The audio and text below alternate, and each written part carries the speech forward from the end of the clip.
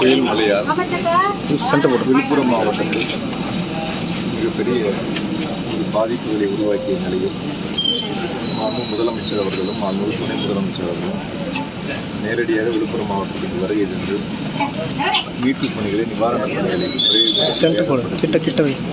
பொதுமக்களுக்கு எந்தவித பாதிப்புகளும் இல்லாத வகையில் பல்வேறு நடவடிக்கைகள் எடுக்கப்பட்டு இன்று சாதாரண மிக இயல்பான நிலைக்கு மக்கள் செல்லக்கூடிய அளவிற்கு அரசினுடைய செயல்பாடுகள் வேகம் எடுத்து முதலமைச்சருடைய உத்தரவின் அடிப்படையில் சிறப்பாக செயல்பட்டுக் கொண்டிருக்கிறது.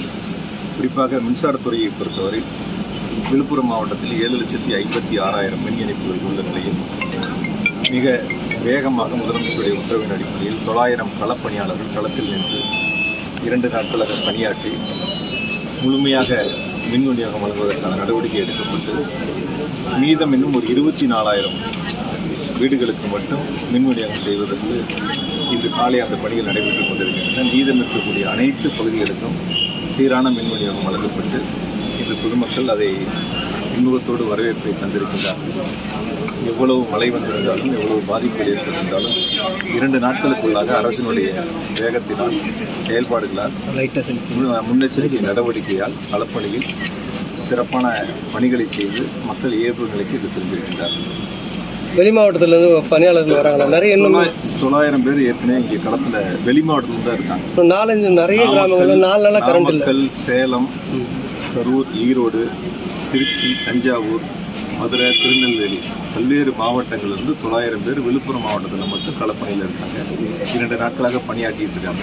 ஒரு 24,000 வீடுகளுக்கு மட்டும்தான் மின் இணைப்பு நிறுத்தி வைக்கப்பட்டிருக்கு.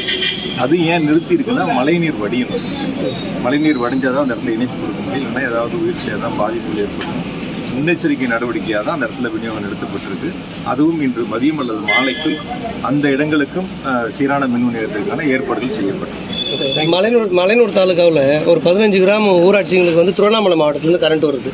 அவங்க வந்து கூடுவாமுண்டியில் ஒரு தனி சப்ஸ்டேஷன் ஓப்பன் பண்ணி அங்கே அடிக்கடி குறைந்த காற்று இது அதனால பிரச்சனை வருது. அங்கே மின்சாதனங்கள்லாம் ரிப்பேர் ஆகுது. விவசாயத்துக்கு கரண்ட் பத்தலை. அதனால அவங்க கூடுவாமுண்டியில் தனியாக ஒரு சப்ஸ்டேஷன் ஓப்பன் பண்ணணும்னு நீண்ட நாளாக கேட்டுட்டு இருக்காங்க. உங்கள் 3 ஆண்டுகளில் தமிழ்நாட்டில் 393 துணை மின் நிலையங்களுக்கான அறிவிப்புகள் வெளியிடப்பட்டு பல துணை மின் நிலையங்கள் பணிகள் முடிக்கப்பட்டு பயன்பாட்டுக்கு கொண்டு வரப்பட்டாங்கன்னா சில துணை மின் நிலையங்களுடைய பணிகள் நடைபெற்றுக் கொண்டிருக்கின்றன.